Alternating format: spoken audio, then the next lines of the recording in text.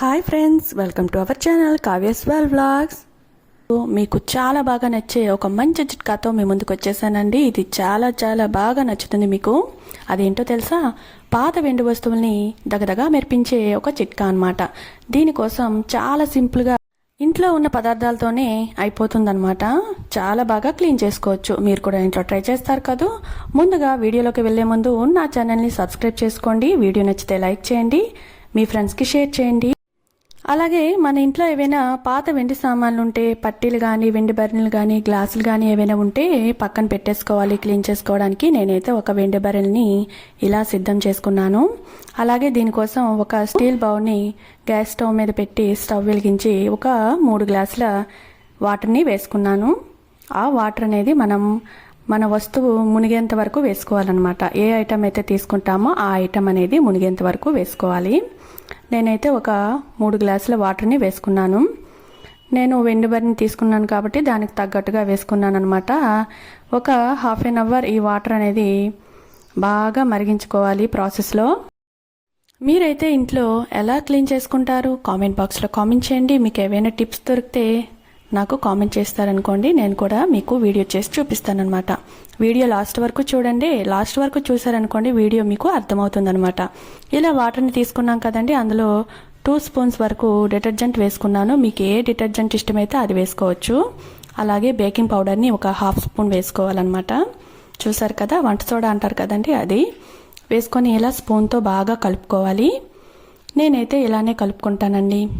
మీరు ఇంట్లో ఏ విధంగా వస్తువుని క్లీన్ చేసుకుంటారు నాకు కామెంట్ చేస్తారు కాదు. అలాగే వీడియో నచ్చితే లైక్ చేస్తారు కాదు. ఉంటుందండి, ఎక్కడ పడితే అక్కడ సామాన్లు పడేసి పాత వాటిలా అలాగే మట్టితో కూడుకొని ఉన్న వస్తువుని ఎక్కడ పడితే అక్కడ పెట్టేస్తూ ఉంటాం కదా. అలా చేస్తే లక్ష్మీదేవి మన ఇంట్లో ఉండదన్నమాట. ఎప్పటికప్పుడు మనం క్లీన్ చేస్తూనే ఉండాలి. ఇలా సింపుల్ ప్రాసెస్లో క్లీన్ చేశారనుకోండి, మన వెండి వస్తువులన్నీ కూడా కొత్త వాటిలో మెరిసిపోతాయి. మనం ఎవరికైనా గిఫ్ట్ చేయాలన్నా వాళ్ళే షాక్ అయిపోతారు, కొత్తగా ఉన్నాయి, కొత్తవేనా అని. ఇంతకుముందు మన ఛానల్లో ఒక వీడియో పెట్టానండి. అవైతే పట్టీల్ని ఎలా క్లీన్ చేసుకోవాలి అనేది పెట్టానన్నమాట. మీరు చూసారా?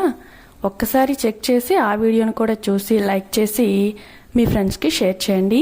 ఈ వీడియో కూడా సేమ్ యాజ్ ఇట్ ఈజ్ అలానే కొంచెం డిఫరెంట్గా ఉంటుంది. కాకపోతే ఇది వెండి బరిని కదండి, దానికి దీనికి కొంచెం తేడా ఉంటుంది కదా.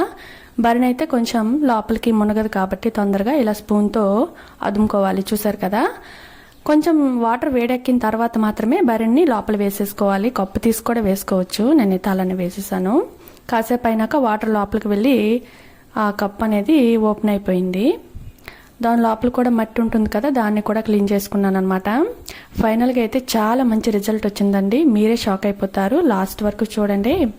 నేనైతే ఇలా బరిని వేసిన తర్వాత బాగా మరిగిన వరకు వాటర్ని మరిగించుకున్నాను అనమాట, వేడి చేసుకున్నాను. మీరే చూస్తారు కదా ఎలా మరుగుతుందో. అలాగే నా ఛానల్లో చాలా మంచి మంచి వీడియోస్ పెడుతున్నానండి, మీరు చూస్తారని అనుకుంటున్నాను.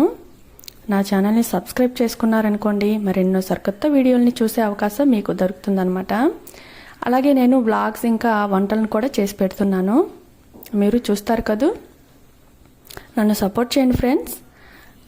చూసారు కదా, ఇలా మరుగుతూ ఉంటే దానిలో ఉన్న మట్టి అంతా బయటకు వచ్చేస్తూ మంచిగా క్లీన్ అయిపోతాయి అన్నమాట. మీకు కావాలంటే పట్టీలను కూడా ఇందులో వేసేసుకోవచ్చు. కాకపోతే బరిని అనేది దేవుడికి సంబంధించిన కుంకుమ వేస్తాం కదండి, కాళ్ళలో ఉన్న పట్టీలు దానిలో వేసామనుకోండి రెండింటికి కొంచెం తేడా వస్తుంది కదా. రెండు ఒక దానిలో మరిగించకూడదు కదా అని నేను ఒక్క వెండి బరిని మాత్రమే మరిగించుకున్నాను. మీకు వీడియో చేసి చూపిస్తున్నాను అనమాట. ఇలా మరిగిన తర్వాత దానిలో ఉన్న మురికి అంతా బయటకు వచ్చేస్తుంది. చాలా అంటే చాలా బాగా క్లీన్ అయిపోతుందండి. మీరు ఇంట్లో ఒకసారి ట్రై చేసి చూడండి. నాకు రిజల్ట్ ఎలా వచ్చిందో కామెంట్ చేసి చెప్పండి, ఓకేనా? చూసారా ఎంత బాగా మరుగుతుందో. నేను ఏం చేసినా కొంచెం క్లారిటీగా చేయాలని అనుకుంటాను అనమాట. అందుకే వీడియో మొత్తం తీసి మీకు పెడుతున్నాను క్లారిటీగా. ఎలా చేశానో ఏంటి, ఎంతసేపు పట్టింది.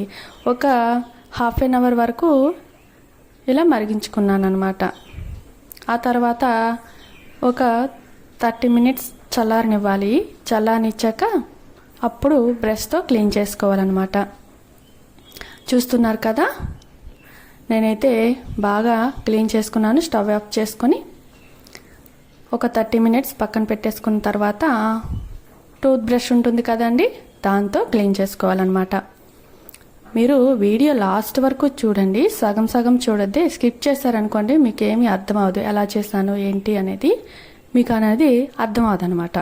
వీడియో లాస్ట్ వరకు చూడండి. ఏ వీడియో అయినా సరే లాస్ట్ వరకు చూస్తేనే కదండి అర్థమవుతుంది.